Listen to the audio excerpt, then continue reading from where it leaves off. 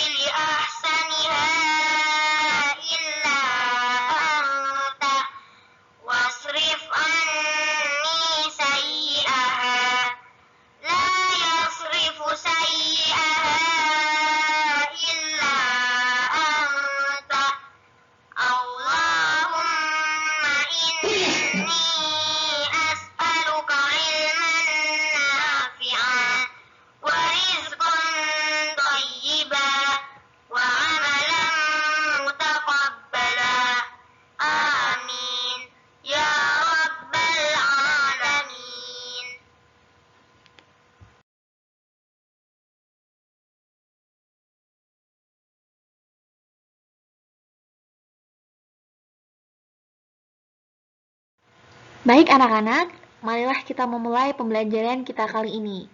Kali ini kita akan belajar tentang wawancara.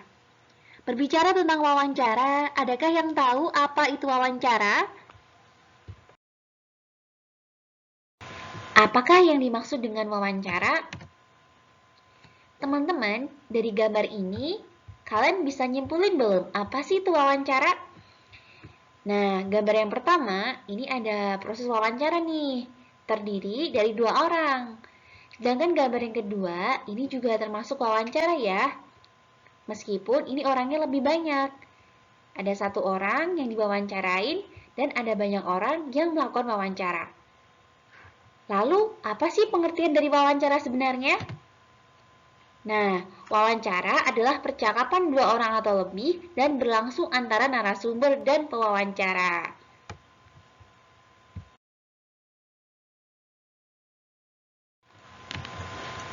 Lalu, apa tujuan dari wawancara itu? Ya, wawancara bertujuan untuk mendapatkan informasi yang tepat dari narasumber yang terpercaya. Nah, jadi ketika kita melakukan wawancara, kita harus memilih narasumber yang tepat ya. Jadi tidak sembarang narasumber bisa jadi narasumber. Misalnya nih, pada gambar di depan, ada yang kenal ini siapa? Ya, ini adalah presiden kita teman-teman, yaitu Presiden Joko Widodo. Nah, pada gambar ini, pewawancara sedang mewawancarai Bapak Joko Widodo tentang sesuatu hal yang mungkin sedang dibicarakan pada saat itu. Misalnya tentang pemerintahan atau yang lainnya. Wawancara tidak melulu tentang pemerintahan, bisa juga tentang kita ingin mengerti tentang pembuatan suatu produk misalnya. Misalnya pembuatan bagaimanakah cara membuat keripik tempe atau bagaimanakah cara membuat tape dan lain sebagainya. Yang paling penting adalah memilih narasumber yang terpercaya ya.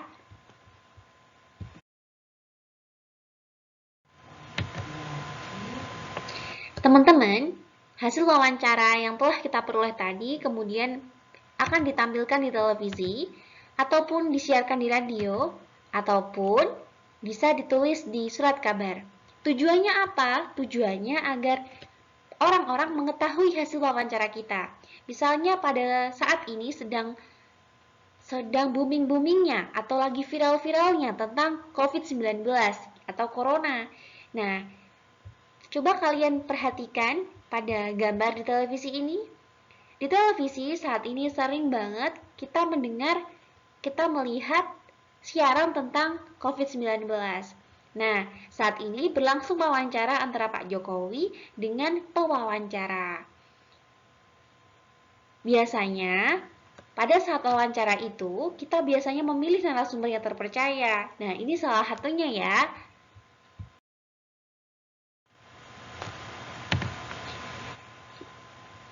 Teman-teman, siapa saja sih yang terlibat dalam proses wawancara? Pada slide awal tadi sudah Ustazah sebutkan loh siapa saja yang terlibat. Ada yang tahu? Yap, benar banget. Pewawancara. Jadi, yang terlibat di wawancara salah satunya adalah pewawancara. Lalu siapa lagi selain pewawancara? Yap, benar banget, yaitu narasumber. Jadi, wawancara itu akan berjalan secara lancar asalkan ada pewawancara dan juga narasumber. Tadi sudah kita pelajari bahwa wawancara itu minimal 2 orang ya. Jadi, meskipun hanya 2 orang, wawancara akan tetap berjalan. Yang penting ada pewawancara maupun narasumber.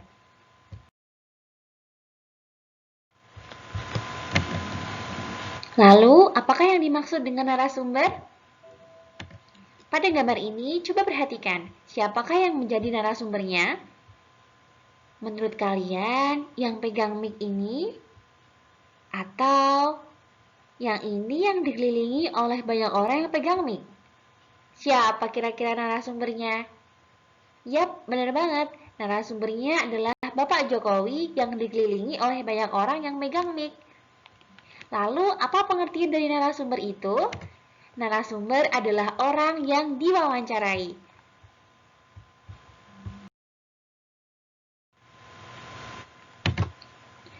Teman-teman, apakah yang dimaksud dengan pewawancara? Nah, kira-kira pada gambar ini, tahukah kalian siapa yang dimaksud dengan pewawancara? Kira-kira yang mana ya yang dimaksud dengan pewawancara? Coba kalian tebak yang mana kira-kira? Yap, bener banget. Pewawancaranya adalah yang pegang mic, teman-teman. Lalu apa sih arti dari pewawancara? Pewawancara adalah orang yang melakukan wawancara. Teman-teman, adakah yang bisa menyimpulkan apa kesimpulan dari pembelajaran kali ini? Ya, pembelajaran kali ini kita berbicara tentang wawancara. Lalu, apa sih yang kira-kira berhubungan dengan wawancara itu?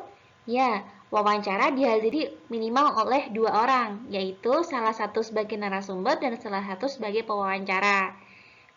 Tujuan dari wawancara itu sendiri adalah untuk mengetahui informasi yang tepat dari narasumber yang terpercaya. Jadi, kita tidak boleh salah menentukan narasumber ya. Sehingga dalam melakukan wawancara itu kita harus benar-benar memilih siapa sih narasumber yang terpercaya dalam proses wawancara kita nanti. Seperti itu ya. Oh iya, dalam proses wawancara juga kita juga tidak harus melulu tentang politik atau tentang pemerintahan. Wawancara itu yang paling penting adalah kita ingin mengetahui tujuan kita itu apa. Tujuan kita misalnya pengen mengetahui cara membuat tempe atau mengetahui cara menjadi siswa teladan di sekolah atau yang lainnya. Jadi yang paling penting adalah tujuan awal kita itu apa? Tujuan awal wawancara kita itu apa? Dan kita harus memilih siapa narasumber yang tepat dalam proses wawancara kita. Seperti itu ya.